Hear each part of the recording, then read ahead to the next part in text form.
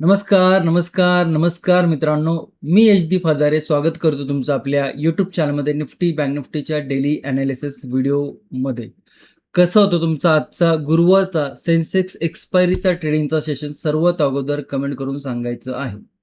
कालचा व्हिडिओ जर तुम्ही बघितला असेल, व्यवस्थित प्रायझेक्शन समजून घेतले असतील, व्यवस्थित लेवल समजून घेतले असतील, तर आपण डिस्कस केलं होतं की मार्केट जर गॅप अप पण होत असेल, तर मार्केटमध्ये कन्सोलिडेशन आणि कन्फ्युजन हे दोन फॅक्टर मोठ्या प्रमाणात बघायला मिळू शकतात ते. आणि मार्केट जर बघितलं तर मार्केट गॅप अप पण झालं. फर्स्ट हाफ होतं त्याच्यामध्ये बऱ्यापैकी मार्केटनी कन्सोलिडेशन केलं, कन्फ्युजन केलं. परंतु सेकंड हाफमध्ये मार्केटनी व्यवस्थित प्रायझेक्शन केली. एक नेगेटिव्ह मोमेंटम मार्केटमध्ये तिकडनं सेकंड हाफमध्ये बघायला मिळालेला आहे. ह्या ज्या गोष्टी आहेत ना, म्हणजे मार्केट कन्सोलिडेशन करणार आहे का नाही, मार्केटमध्ये कुठून मोमेंटम येणार आहे, मार्केटचा ओव्हरऑल ट्रेंड काय राहू शकतो, ह्या गोष्टी आपण कालच्या व्हिडिओमध्ये बघितलं होतं. आणि खूप लोकांचे क्वेश्चन असेही होते की सर हे कसं समजतं की मार्केट कन्सोलिडेशनमध्ये राहू शकतं, की कुठनं मोमेंटम येऊ शकतो, की मार्केटचा ओव्हरऑल ट्रेंड काय राहू शकतो. तर याच्यासाठी मार्केटचा तुम्हाला अभ्यास करणं गरजेचं आहे. आणि फक्त अभ्यासच नाही, तर तो अभ्यास एकदम हायर लेवलवरती करावा लागतो आणि ॲडव्हान्स लेवलवरती करावा लागतो.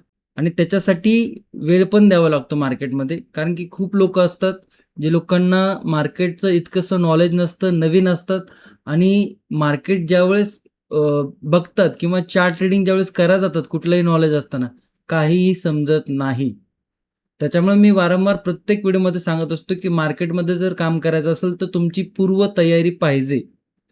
आता पूर्वतयारी म्हणजे काय, की मार्केटचं प्रायझेक्शनचं डिटेल्समध्ये नॉलेज पाहिजे.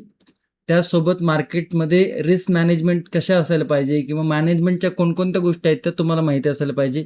तुमची सायकॉलॉजी काय असायला पाहिजे हे तुम्हाला माहिती असायला पाहिजे. मार्केटचं नेचर कसं असतं हे तुम्हाला माहिती असायला पाहिजे. आता हे सांगताना खूप तुम्हाला छोटं वाटलं असेल, परंतु त्याच्यामध्ये खूप काही गोष्टी आहेत शिकण्यासारख्या. आणि त्या संपूर्ण गोष्टी आपल्या प्रायझेक्शन आणि सेटअप ट्रेंडच्या कोर्समध्ये डिटेल्समध्ये सविस्तररित्या सांगितलेल्या आहेत. ज्याला जॉईन करण्याची इच्छा आहे, ज्याला शिकण्याची इच्छा आहे, ते जॉईन करू शकता. लिंक जी आहे ती व्हिडिओच्या डिस्क्रिप्शनमध्ये दिलेली आहे, पिन कमेंटमध्ये देखील दिलेली आहे. आणि तुम्ही जर टेलिग्रामला जॉईन केलं असेल तर टेलिग्राममध्ये देखील दिलेली आहे. त्यामुळे ज्या मित्रांना शिकायचं आहे ते जॉईन करू शकता. आणि ज्या मित्रांनी ऑलरेडी जॉईन केलेलं आहे किंवा शिकत आहेत, तुम्ही तुमचा एक्सपिरियन्स म्हणजे कोर्स जॉईन करण्याच्या अगोदरचा तुमचा एक्सपिरियन्स कसा होता, मार्केटकडे बघण्याचा दृष्टिकोन कसा होता आणि कोर्स जॉईन केल्यानंतर किंवा कोर्स शिकल्यानंतर तुमचा दृष्टिकोन कसा आहे, हे आवर्जून कमेंटमध्ये सांगायचं आहे. आता काही जास्त काही दाखवत नाही कसं जॉईन करायचं काय, कारण की ते खूप वेळा दाखवलेलं आहे.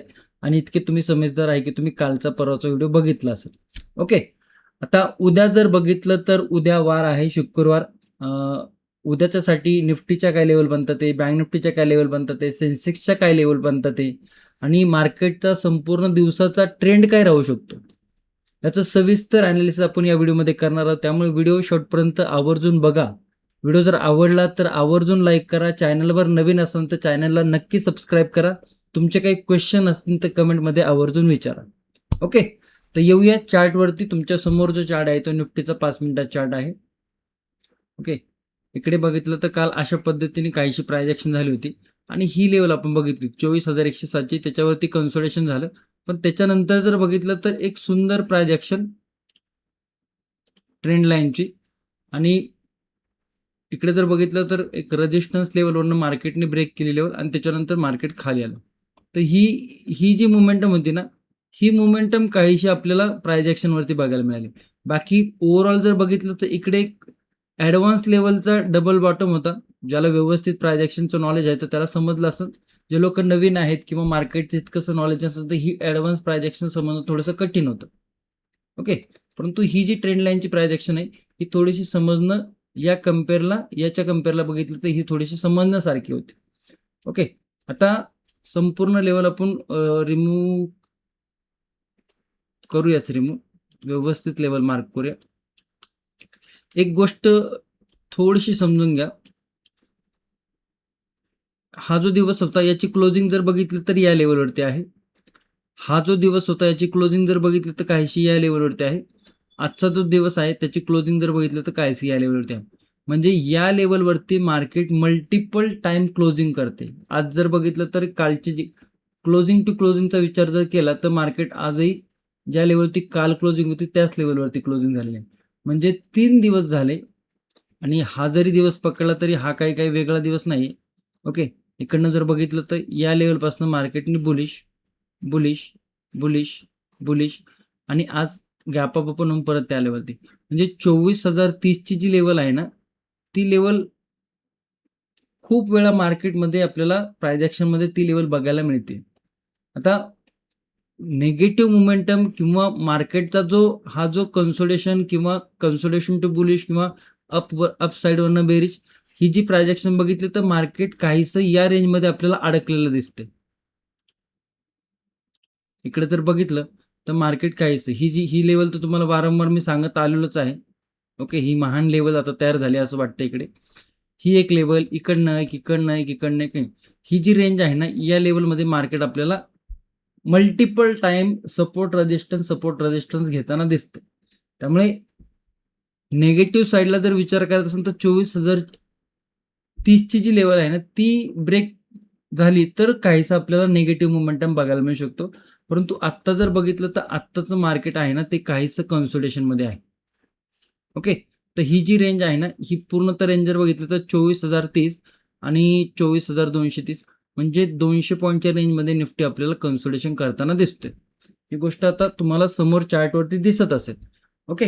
आता याच्यातमध्ये ॲनालिसिस व्हिडिओमध्ये बघताना किंवा ॲनालिसिस करताना आपल्याला काय बघायचं आहे की बाबा मार्केट या लेवलवरून बुलिश जाते. त्यामुळे या लेवलवरती जर मार्केट काहीसं बुलिश प्राइस ॲक्शन करत असेल तर बुलिश पण मोमेंटम बघायला मिळू शकतो. ओके. तर थोडीशी प्राइस ॲक्शन कन्फ्युजन करणारी आहेच इकडे. म्हणजे थोडक्यात समजून घेऊया. 24,072 ची क्लोजिंग आहे. म्हणजे क्लोजिंग बऱ्यापैकी खालच्या साईडला आहे. आणि इकडनं जर बघितलं तर इकडनं या लेवलवरती ही एक ओपनिंग लेवल आली होती स्विंग हाय करून. त्यामुळे ती एक लेवल कन्फ्युजन करणारी आहे. ओके. ज्यावेळेस मार्केटमध्ये मोठ्या लेवलवरती कन्सोलिडेशन होतं ना म्हणजे ही मोठी रेंज केली ना त्यावेळेस इकडे मग अशा पद्धतीचे ऑड सपोर्ट रेजिस्टन्स आपल्याला मल्टिपल टाइम बघायला मिळतात. म्हणजे आता हा ना याच्या लेवलमध्ये, हा ना याच्या लेवलमध्ये, हा ना याच्या लेवलमध्ये. मग असे ज्यावेळेस काही ऑड सपोर्ट रेजिस्टन्स बघायला मिळतात ना त्यावेळेस मार्केटमध्ये मोमेंटम जो येतो ना तो मोमेंटम स्मूथ थोडीशी पॉसिबिलिटी कमी असते. ओके. तर ही गोष्ट थोडीशी समजून घ्यायला पाहिजे. लेवल फक्त समजून घ्या आता इकडे.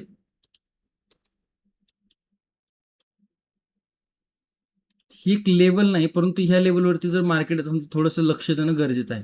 तर बुलिश साईडला जर बघितलं तर काय लेवल बनतात ते इकडनं मल्टिपल टाइम सपोर्ट आहेच आहे. इकडनं मार्केट जर काहीसं थोडं कन्सोलिडेशन किंवा थोडीशी ट्रेंड लाईन करून जर 24,126 ची जी लेवल आहे ही जर ब्रेक होत असेल तर एक बुलिश मोमेंटम जो की आजचा इंट्राडे हाय 24,179 सेकंड लेवल म्हणण्यापेक्षा की ही थोडीशी अलर्ट लेवल आहे ज्या लेवलवरती मार्केटनी कन्सोलिडेशन करून मोमेंटम दाखवला होता.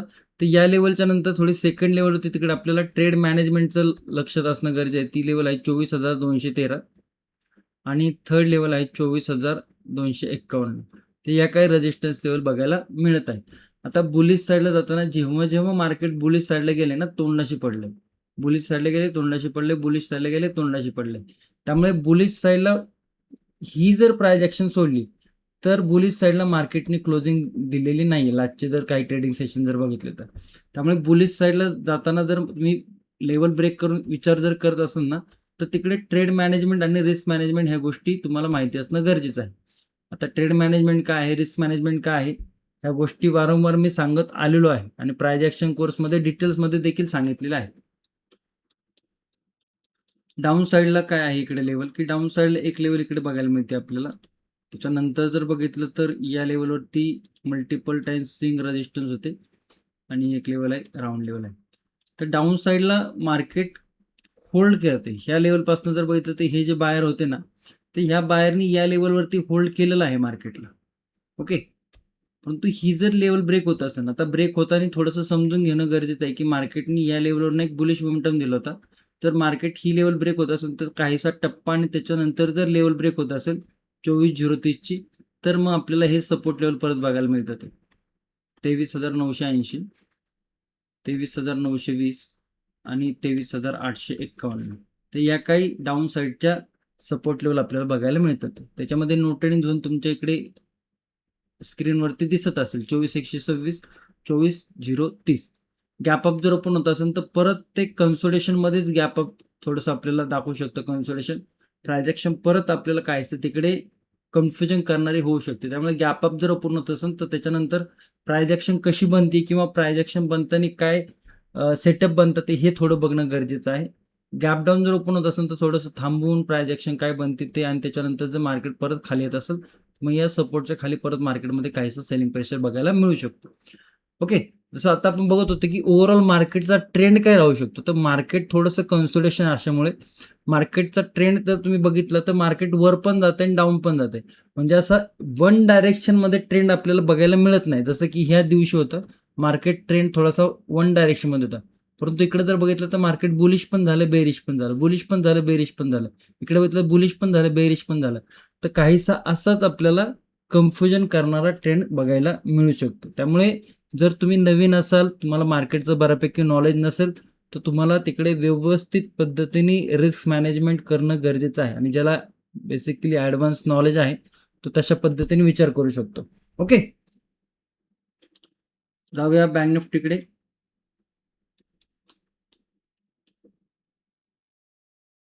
बँक निफ्टी जर बघितलं तर कन्सोलिडेशनमध्येच गेला तो, आणि काही चांगली प्राइस ॲक्शन तर बिलकुलच बघायला मिळालेली नाही. आता थोड्याशा लेवल फक्त ॲडजस्टमेंट करूया. काय बोलायचं याला बँक निफ्टीला यार, म्हणजे नाही इथं सपोर्ट होता तर या सपोर्ट पर्यंत पण आला नाही.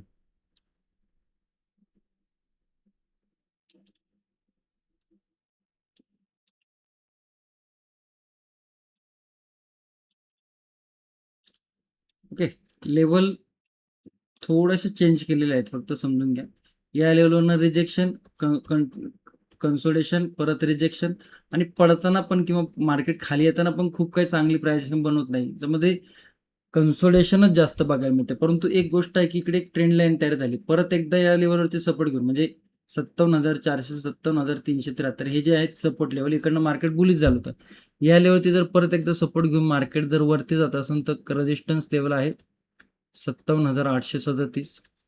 सेकंड लेवल आहे 58,000 आणि थर्ड लेवल आहे 58,200. तर या काही लेवल आपल्याला बघायला मिळत आहे. गॅप अप जर ओपन होत असेल तर काहीसा पॉझिटिव्ह साईन आहे. पुल बॅक घेऊन जर हाय ब्रेक होत असेल तर परत एक आपल्याला बुलिश मोमेंटम बघायला मिळू शकतो, किंवा गॅप अप ओपन होऊन काहीसा डबल बॉटम जर मला तर या सपोर्टवरनं मार्केट आपल्याला बुलिश जाताना दिसू शकते. डाऊन साईडला जर बघितलं तर हा एक सपोर्ट आहे. त्याच्यानंतर या लेवलवरती 2 सपोर्ट आहे. मार्केटला येऊ द्या खाली, टप्पा खाऊ द्या, काहीशी छान प्राइजेक्शन करू द्या. 57,367 लेवल ब्रेक होती तर 57,121 फर्स्ट लेवल, आणि सेकंड लेवल 56,933 या काही लेवल बघायला मिळत आहे. ओके, गॅप डाऊन झालं तर थोडंसं मार्केटमध्ये पुल बॅक बघायला मिळू शकतो. जाऊया सेन्सेक्समध्ये. सेन्सेक्सची आज एक्सपायरी होती, आणि सेन्सेक्सने जर बघितलं तर कॅन्डल मोठ्या मोठ्या दाखवल्या, म्हणजे ही जी मोमेंटम आहे ही पण डबल टॉपच्या डबल बॉटमवरती मोमेंटम होती.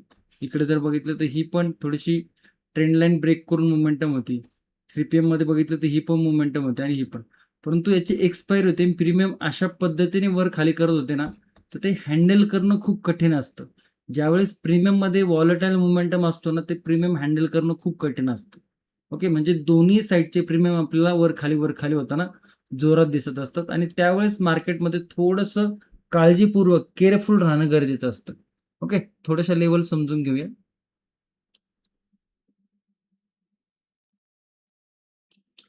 आता असा गोंधळ केलाय मार्केटने बघा, प्राइस ॲक्शन इतकी घाणेरडी आहे.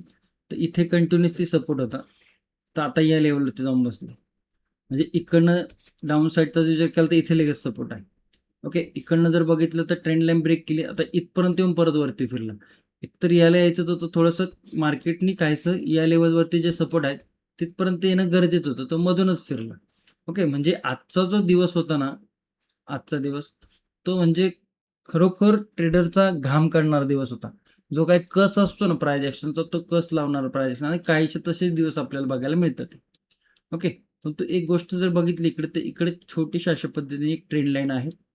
दिसते का तुम्हाला? दिसायला पाहिजे. ओके, मी या लेवलते.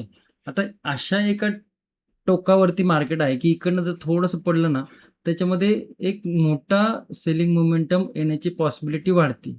ओके. परंतु आत्ताच्या घडीला जर बघितलं तर ती लेवल ब्रेक करताना दिसत नाही आणि क्लोजिंग जर बघितलं तर एक पॉइंटवरती क्लोजिंग आहे. म्हणजे जिथे काल क्लोज झाला होता तिथेच आज क्लोज झालाय. जिथे काल ओपन झाला होता तिथेच क्लोज झालाय. म्हणजे हे सिनारिओ तुम्हाला वारंवार बघायला मिळतं. ओके. हे 3 दिवस जर बघितले तर मार्केट कुठेही हललं नाही. ज्या जागेवरती ओपनिंग झालं होतं 3 दिवसानंतर मार्केट त्याच जागेवरती आहे. तर डाऊन साईडला जर बघितलं तर या लेवलवरती फर्स्ट सपोर्ट आहे. सेकंड सपोर्ट जर बघितलं तर या लेवलवरती आहे आणि थर्ड सपोर्ट जर बघितलं तर या लेवलच्या आसपास आहे.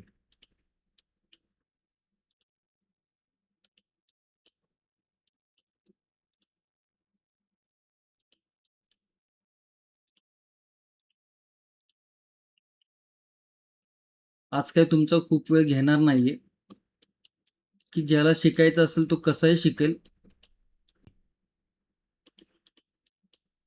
ओके. लेवल मार्क करून झालं. ती इथे थोडीशी एक लेवल समजून घ्या फक्त ही.